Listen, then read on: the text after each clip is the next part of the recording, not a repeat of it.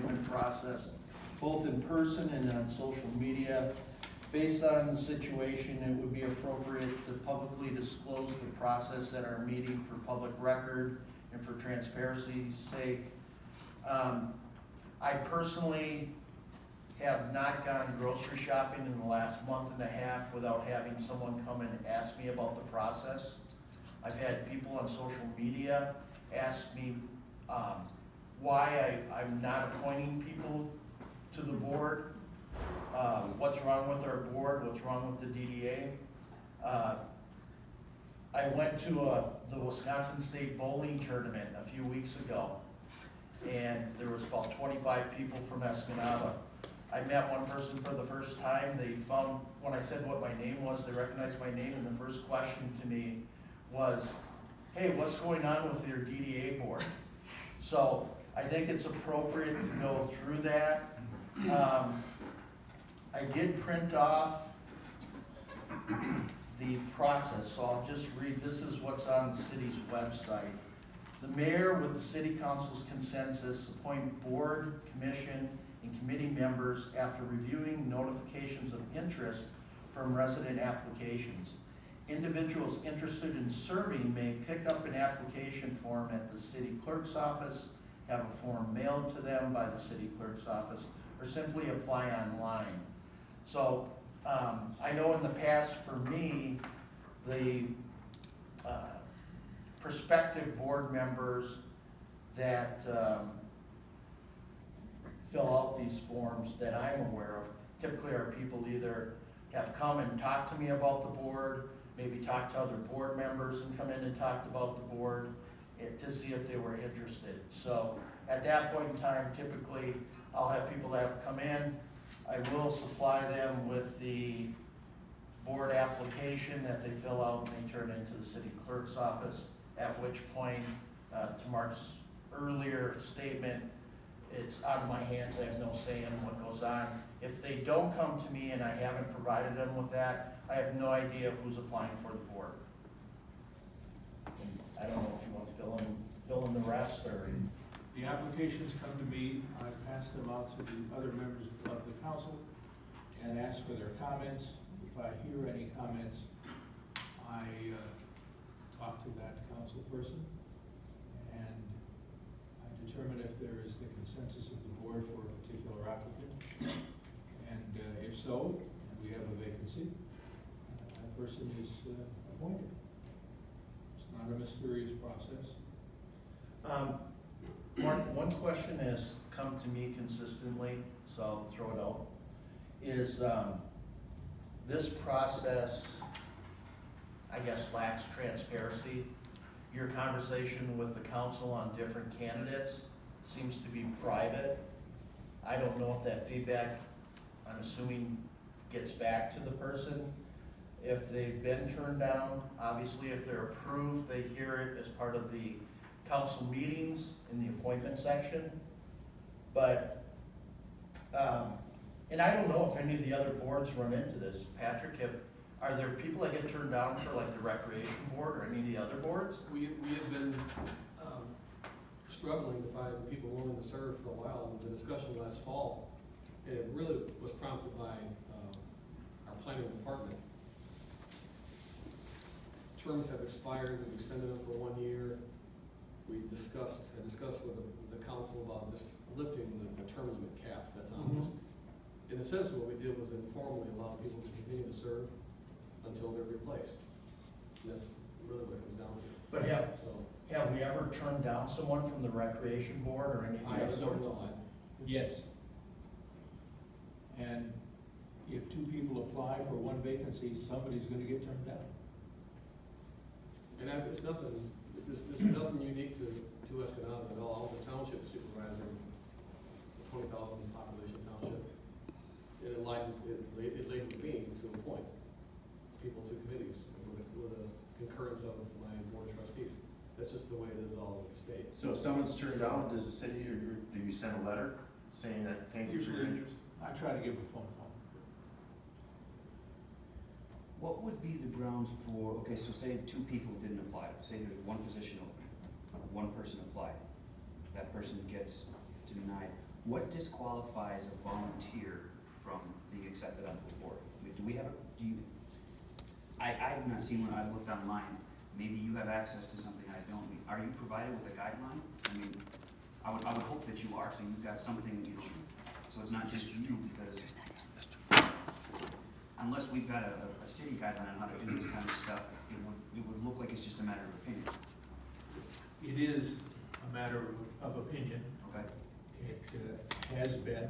This is the same process that I know has been followed for the last 20 years anyway, and I assume for decades before that. This occasionally happens, that we have more volunteers than we have vacancies. And I guess my question was. Mark also, Allen, like, if the only there's a thing I single would- vacancy, single applicant, what sort of things would disqualify a candidate?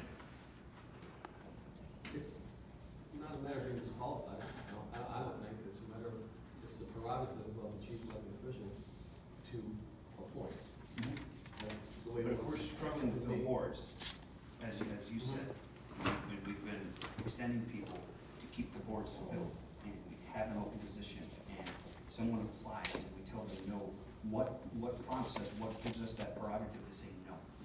When we just stated that we've been struggling to fill these positions. I understand what you're saying. I'm just curious, I clearly, I don't understand this as well as you guys do. I understand what you're asking, but I'm not gonna go into it in any detail. I'm trying to spare the feelings of those who might not get an appointment that they wish. And we ask them to perhaps apply for another board, if that can make a difference. If the council chooses not to pick someone, then that's what happens. This is, at the basis, a political decision. Mark Hamel, one of the things that came up a couple years ago, and we kind of fine-tuned the process, was some of the city council members had kind of come up with their own criteria, which was more stringent than the state of Michigan criteria for board appointments for DDAs. Okay. I did send something to Patrick and the mayor, as well as the city attorney, to just remind them that the city's process can it not be more stringent than the state's process. And they updated, I guess, their thought process on that, so. It was a matter of what's the definition of what it is, or whatever, I mean, I'm thinking about The state's was much more flexible than what ours was at the time. It added clarity to it. Do we need a special counsel appointed? That's what I figured out. I guess I'm not understanding what the inciting incident is for you to get all these people asking you these questions. Is there an inciting incident I'm missing? Am I missing something? You said all these people are coming up to you, well, what happened in the last 3 months? We've had, an applicant, Kelly Van Ginhoven, Kinhoven. sorry. It's okay. Apply and not get appointed. Okay. And, based on her criteria, actually Kelly came and talked to me. I am a person that gave her the application. She started off in the farmer's market, grew her business so much that she could no longer sell there. Came to us, we helped her find her building that she rented at the time to start her business on Ludington Street. Her business grew again and she purchased that building.